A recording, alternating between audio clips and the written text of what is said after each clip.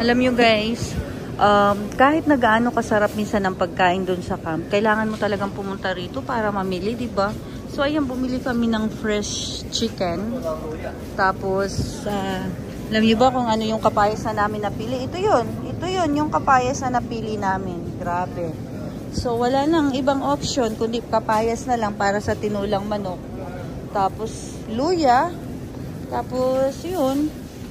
Ito, tingnan nyo naman guys yung gaano yan kamamahal dito. Tingnan mo yan, mga kilo. Ito, medyo mura yung cabbage. Oh. Ito rin, bawang. Tapos yun, dito na kami sa ano. Ito, bumili kami nito guys. Ito yung mais kasi nakakamiss ba. Ayan, tingnan nyo naman, oh, maganda. Magandang klase. Pero, guys, yung ano nila, okra, mga ano na, oh, mga matatanda na. Hindi na maganda. Gusto ko sanang bumili.